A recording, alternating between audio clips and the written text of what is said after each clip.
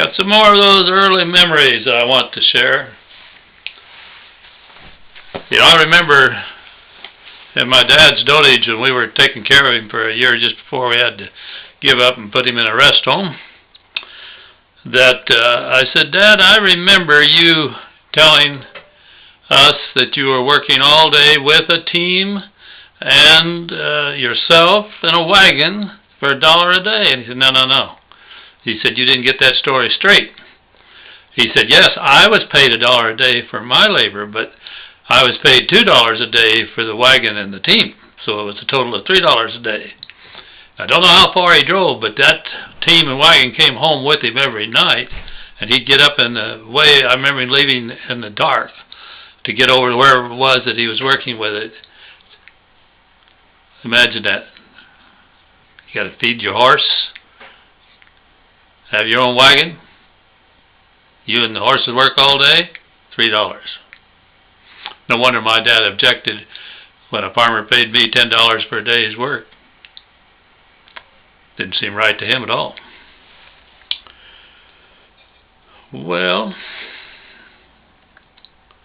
I also remember my mama taking me to school with her, I suppose, some sort of a conference or some sort of a program involving my older brother.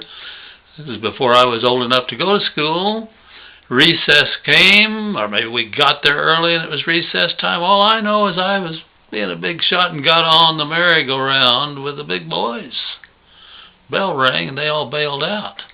Well, you guys today, you don't have those kind of merry-go-rounds. Man, when those kids got off that way, and wham! Wham! It would go clear down and hit.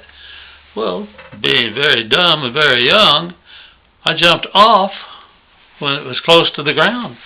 As it was going in to bang, I jumped off. Well, then I didn't get out of there. I probably fell down, and I didn't get out of there quick enough, and it had risen up and was coming down again. Whoa! Knocked me out. I can remember there was blood, and everybody was scared to death. I don't even think I got much of a concussion, if any. But I got an education. Got to watch out about those merry-go-rounds.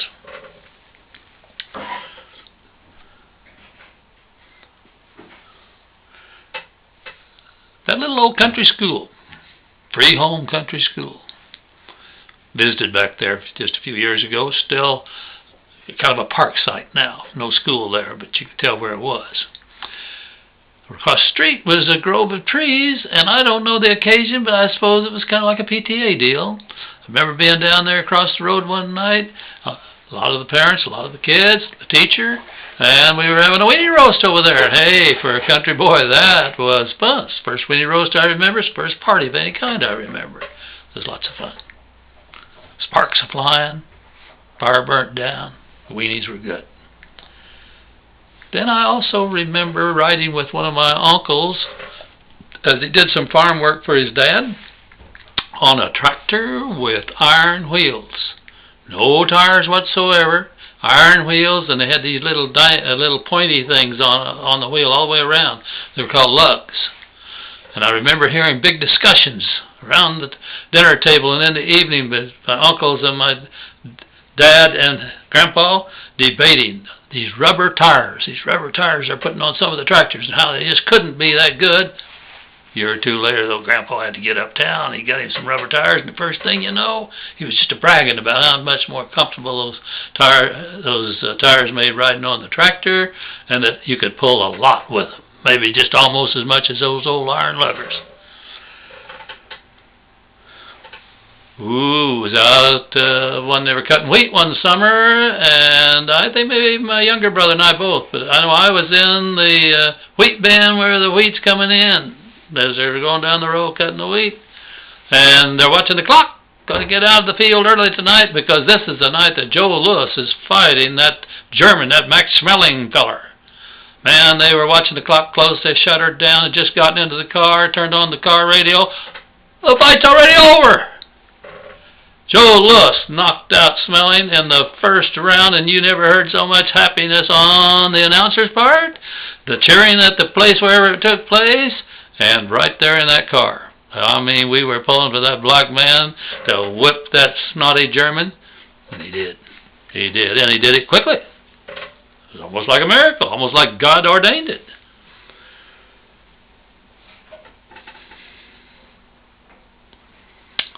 Well, that's just about the things I had down for my early memories. Do remember Grandpa and Grandma always treated us good. Had lots of family things, and in the fall, the other uncles would come in. The boys would all come home, and they'd kill a pig or two and a beef or two. And man, I mean, there was butchering going on for a week, and then the next weekend. Oh, geez, I remember all the bloodiness of the skinning. Didn't like that.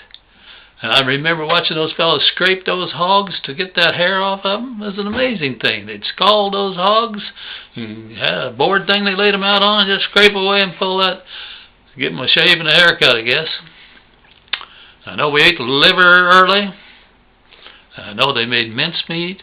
Oh man, I don't remember exactly how they did it, but it had cranberries and apples and stuff in it, and when they make a mincemeat pie, oh, it was good. And that stuff they sell now as mincemeat pie just don't measure up at all. I think I won't buy it. But sure like to have some of that mincemeat with Grandma's recipe. Don't have it. That recipe was never written down as far as I know. One of Grandpa's brothers just lived up the road and around the bend, and I remember when he died, the men sitting around and talking. Well, I guess those peppermints didn't work for him this time. You know who uses peppermints now when his stomach's not too good? Just had one in between these tapings. Hope mine keep working good.